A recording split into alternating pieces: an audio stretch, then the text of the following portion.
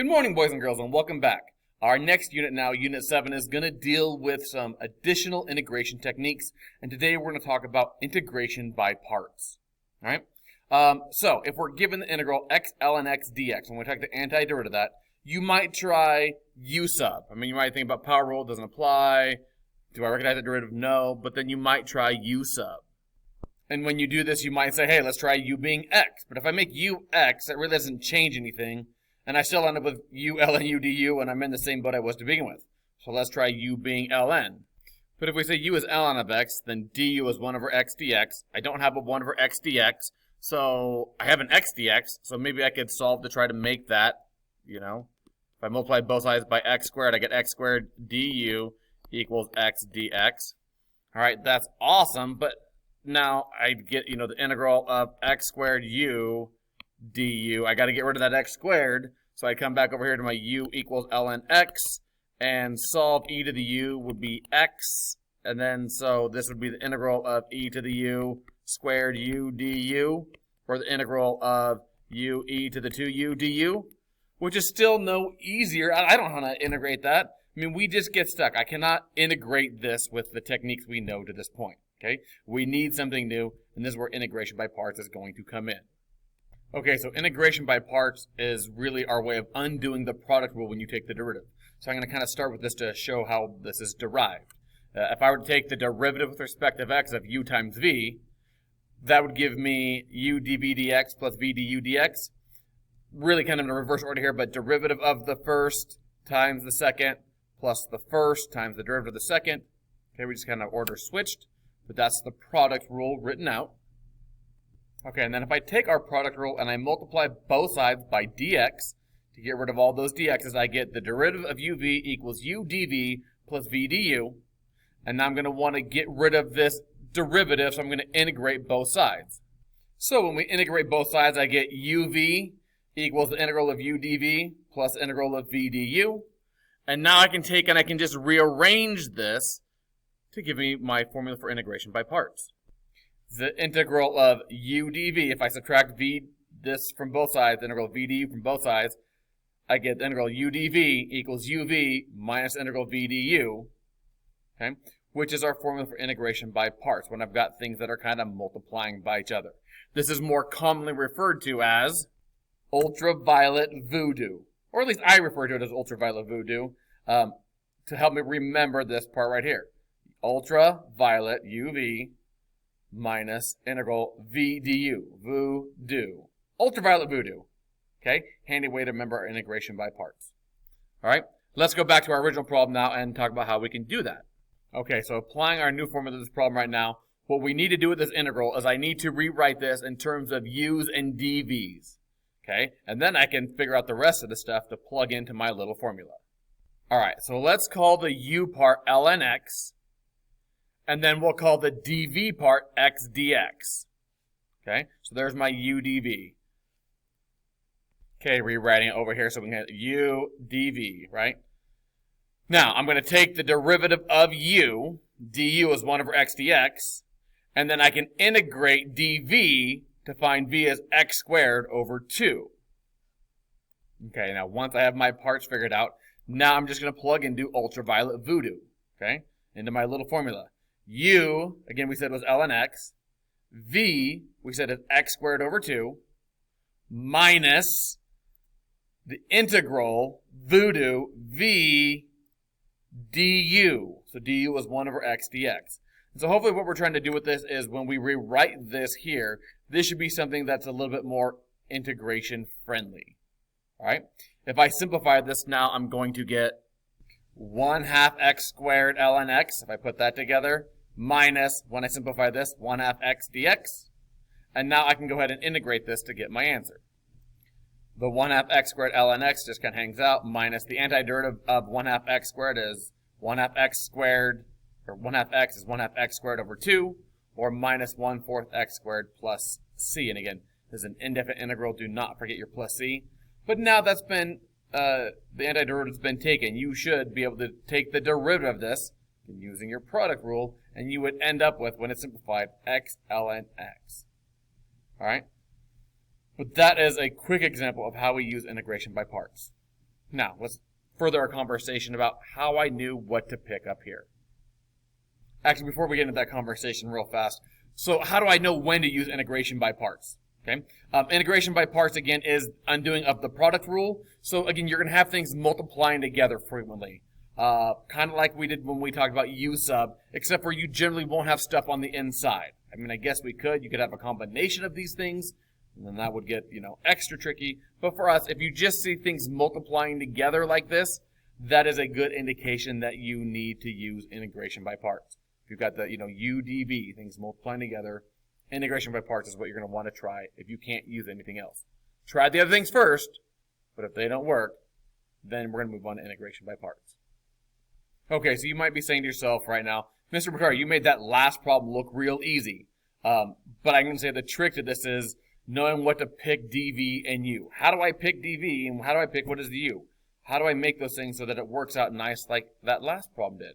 And here are your keys. Okay, so here's what you want to do. You want to try letting DV be the part that is the most complicated part that fits an integration rule. The most complicated piece that you can actually go and integrate. Okay, and I think you want to start with the DV part and try to choose that first. After you do that, then try letting U be the portion of the grand whose derivative is simpler than U. Okay, it's a function simpler than U. So let's go back and look at our original example again. I let DV be the most complicated part that I can integrate. Okay, I don't know how to integrate ln x. In order to integrate ln x, you're going to have to use integration by parts, so we can't do that. But I do know how to integrate x dx, so this was the most complicated part that I could integrate. And then u is a function that is whose derivative is simpler than u. So 1 over x, I would say, is a little bit simpler than ln of x. So that's why I chose those as my pieces. This is a part, again, we're going to want to play around with that is, I think, the most confusing in the beginning. However, if you follow these steps, then it should, make it a little bit easier and give you some guidance on what to choose. Okay, so for our next part here, we got the integral of 2x e to the x dx. I think you're mainly going to look for multiplying, but look, first when we have a dividing one, I might want to turn this into a multiplying problem. All right, there we go. So watch out for these little tricks. Now, again, I want to find my u and my dv, right? U and dv. And again, I want to start with dv. I want that to be the most complicated thing that I can integrate. And in this case, I guess that would be e to the negative x dx. And I want u to be the thing whose derivative is simpler than u. So 2x, the derivative of that, is going to be simpler than u. So now I want to go and take the derivative and integrate these two things. All right, little pro tip here. When you do this stuff, again, make sure you're keeping track of your differentials. I think that helps a lot. When I take the derivative, of this, I get 2 dx. I included the differential here, so when I take the antiderivative, that disappears. And so v is negative e to the negative x. And now I can go ahead and I can apply ultraviolet voodoo. All right, ultra u, violet v, minus vu v, do, du. All right, and you're going to plug in, and now you can simplify and integrate what's left over. I would highly suggest breaking things down in pieces like this. Make sure you're showing all this work. Show what your u is, what your dv is, derivative, integrate that. Just plug into ultraviolet voodoo. Then you can go and simplify. In this case, I pulled out the negative and the 2, and now I can just go and integrate this last piece here. But if you do this all at once, it tends to get a little bit confusing.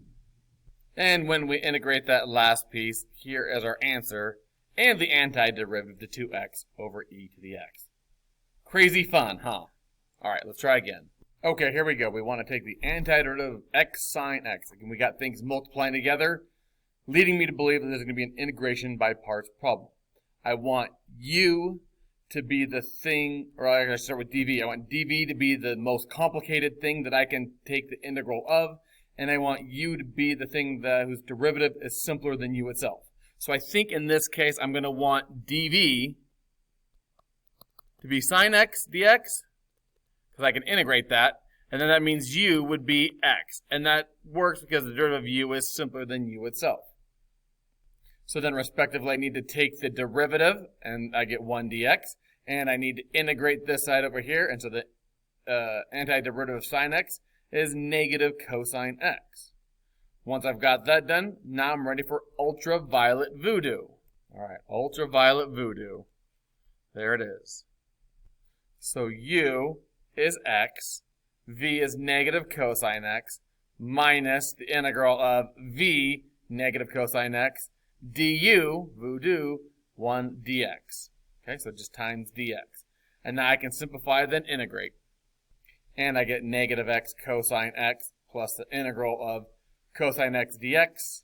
And now I need to go ahead and integrate that last piece, and we get negative x cosine x minus, plus sine, or the sine is cosine x, plus sine x plus c. And there's our antiderivative. And again, don't forget your plus c, because these are indefinite integrals. All right, one more. All right, I want to take the antiderivative of x squared cosine x. Again, try to use power rule first. Can't. Don't recognize this derivative. It doesn't look like one of our arctan ones. Think about u sub, but again, there's no inside really, so I'm left with things that are multiplying together. Integration by parts. I need to identify my u and my dv. I'm going to pause this for a few seconds, or maybe pause your video for a few seconds. See if you can't come up with those on your own.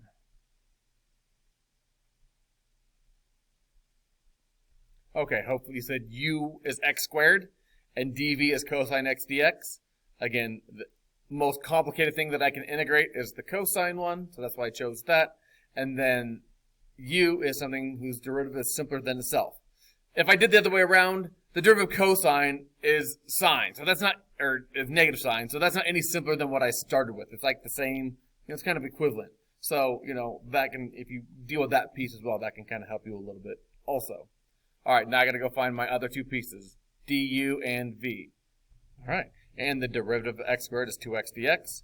The antiderivative of cosine is sine. Derivative of sine is cosine. Yep, double checking myself there.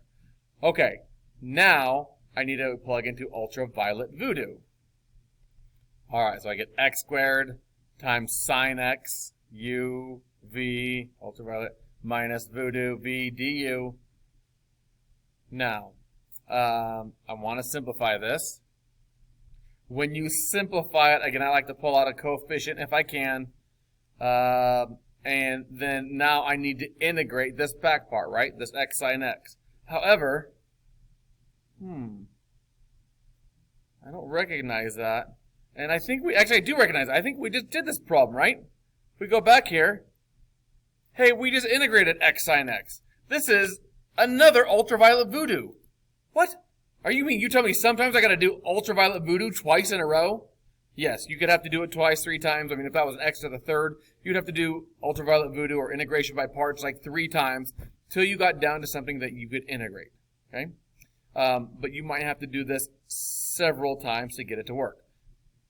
But we'll just redo our steps from last time to get to our final answer. So again here, u would be x, dv would be sine x dx, du is dx, v is then the antiderivative of sine is negative cosine x, and now I can plug in a second time. Okay, when you do this more than once, here's where you have to be careful though, is when you start doing, okay, don't lose your x squared minus sine x from the original one, minus 2. Now we're going to do our uv ultraviolet minus voodoo part right there, right? But be careful of all these negatives, distributing this negative. You want to put this whole thing in parentheses for the second time because I have to distribute this negative 2 to everything when it's all said and done. Just be careful with the setup is what I'm trying to say. Now I'm going to simplify. So negative 2 times negative cosine x gives me positive 2x cosine x. Negative 2 times a negative times another negative. Negative times a negative times a negative is a negative 2 integral cosine x dx. And now I can integrate that last little piece to get to our final answer. And when it's all said and done, you should get x squared sine x plus 2x cosine x minus 2 sine x plus c again. Don't forget the plus c. All right, boys and girls, that is day 1 of integration by parts. We will come back with a day 2. It'll be a lot more fun. See you then.